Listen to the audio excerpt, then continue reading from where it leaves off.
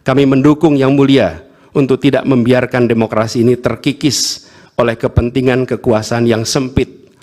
Pasangan calon nomor urut 1 Anies Baswedan Mohaimin Iskandar alias Caimin hadir dalam sidang perdana perselisihan hasil pemilihan umum PHPU Presiden dan Wakil Presiden 2024. Anies Baswedan menyampaikan sambutan awal sebelum sidang dimulai pada Rabu 27 Maret 2024 di Mahkamah Konstitusi.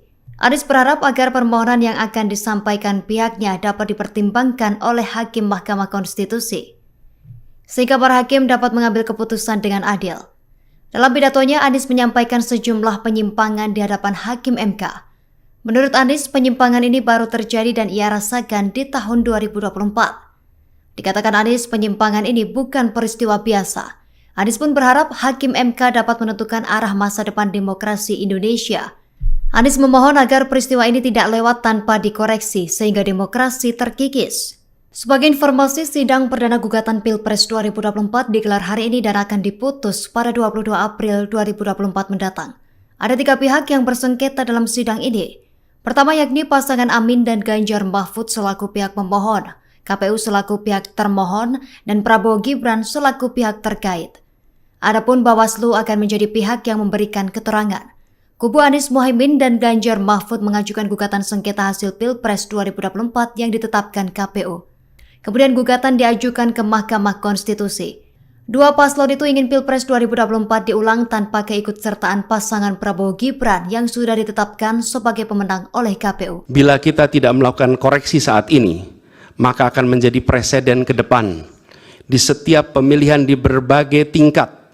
Bila kita tidak melakukan koreksi, maka praktek yang terjadi kemarin akan dianggap sebagai kenormalan dan menjadi kebiasaan, lalu menjadi budaya, dan akhirnya menjadi karakter bangsa.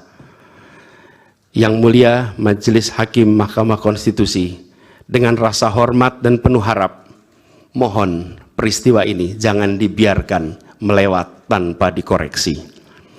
Rakyat Indonesia menunggu dengan penuh perhatian, dan kami titipkan semua ini kepada Mahkamah Konstitusi yang berani, independen, untuk menegakkan keadilan dengan penuh pertimbangan. Kami mendukung Yang Mulia untuk tidak membiarkan demokrasi ini terkikis oleh kepentingan kekuasaan yang sempit. Tidak membiarkan cita-cita reformasi yang telah lama diperjuangkan menjadi sia-sia. Tindakan dan keputusan Mahkamah Konstitusi terkait dengan jadwal pemilihan kepala daerah serentak serta keputusan penghapusan pasal pencemaran nama baik telah memberikan kepada kami harapan bahwa independensi, keberanian, ketegasan dalam menegakkan keadilan hadir kembali di Mahkamah Konstitusi ini.